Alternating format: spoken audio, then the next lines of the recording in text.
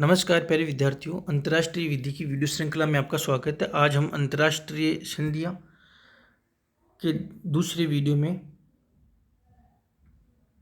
आज हम चर्चा करेंगे अंतर्राष्ट्रीय विधि में जो संधि से बाध्य होने के लिए सम्मति व्यक्त करने के लिए विभिन्न ढंग या साधन हैं उनके बारे में। इससे पहले वाले वीडियो में हमने अंतर्राष्ट्रीय विधि में संधियों की परिभाषा के बारे में अध्ययन किया, संधि कौन कर सकता है, और हमने पेक्टास एंड सर्वेंटा की चर्चा की। संधि से बाध्य होने के लिए सम्मति व्यक्त करने के विभिन्न ढंग या साधन। संधियों की विधि पर वियना अभिसमय 1979 के अनुच्छेद 11 के अनुसार संधि से बाध्य होने के लिए किसी राज्य की सम्मति निम्नलिखित ढंगों से व्यक्त की जा सकती है: हस्ताक्षर, संधि के विलय के आदान प्रदान, अनुसमर्थन, स्वीकृति अथवा अनुमोदन तथा सम्मेलन अथवा तय किए गए किसी अन्य साधन द्वारा। हस्ताक्षर, संधि से बाध्य होने के लिए किसी राज्य की सहमति हस्ताक्षर द्वारा तब व्यक्त होती है जबकि संधि में प्रावधान होता है कि हस्ताक्षर का उक्त प्रभाव होगा। यह अन्यथा सिद्ध हो जाता है कि राज्य इस बात से सहमत थे कि हस्ताक्षर का उक्त प्रभाव होगा। हस्ताक्षर की उक्त प्रभाव देने का आशय प्रतिनिधि की पूर्ण शक्तियों से प्रतीत होता है अथवा वार्ता के दौरान व्यक्त किया जाता है। दूसरा है संधि के विलय के आदान प्रदान द्वारा।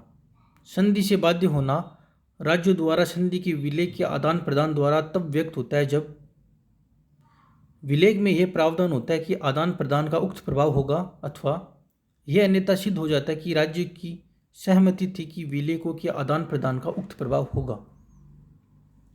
अनुसमर्थन, स्वीकृति अथवा अनुमोदन।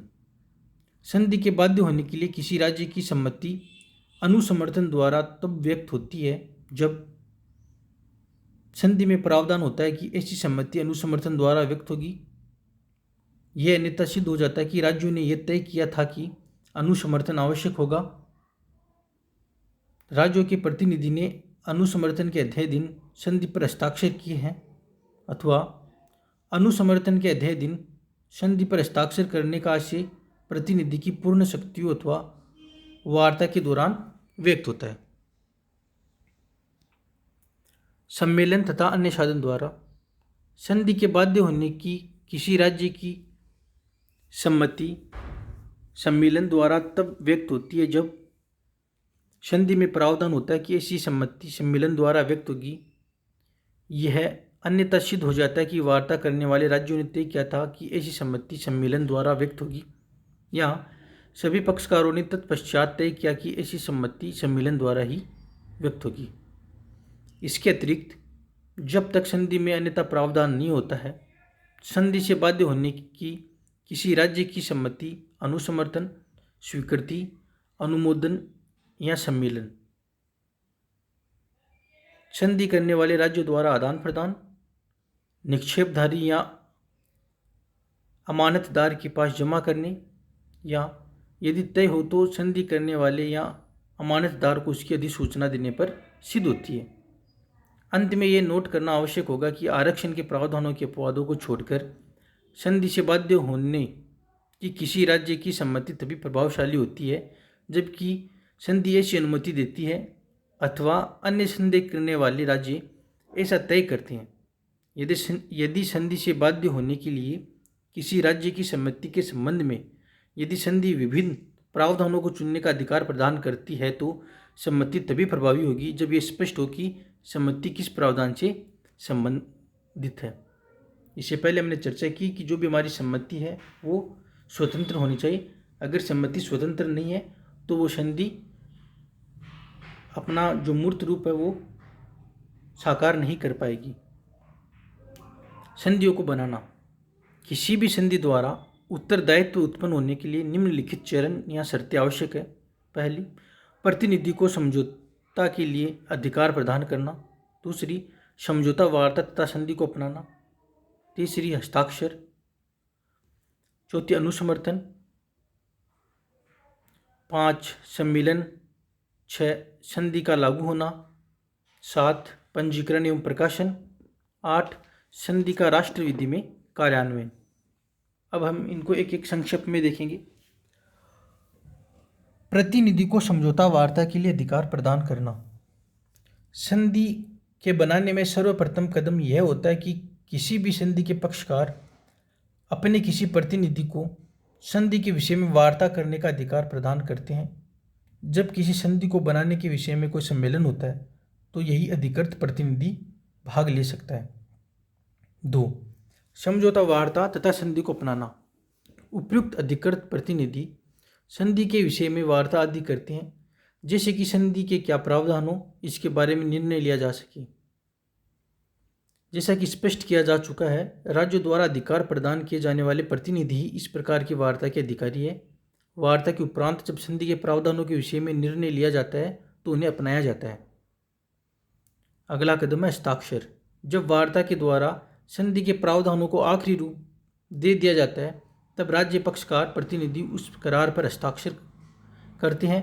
यह प्रतिनिधि अपने राज्य की ओर से संधि पर हस्ताक्षर करते हैं, परंतु संधि उन पक्षकारों पर तब तक बाध्यकर नहीं होती है जब तक कि ये बाद में उसका अनुसमर्थन नहीं करते। अनुसमर्थन। संधि के बनने में अनुसमर्थन का बहुत अधिक महत्व है। सामान्यतया अनुसमर्थन के बिना राज्य पक्षकारों पर संधि के प्रावधान बंधनकारी नहीं होते। अनुसमर्थन द्वारा राज्य के अध्यक्ष या उसकी सरकार उसके अपने प्रतिनिधि द्वारा किए गए हस्ताक्षर का अनुमोदन करते हैं। इसका आगे भी हम विस्तार से अध्ययन करेंगे। सम्मिलन तथा संशक्ति। राज्यों के अभ्यास से यह पता लगता है कि वह राज्य जिसने संधि पर हस्ताक्षर किए हैं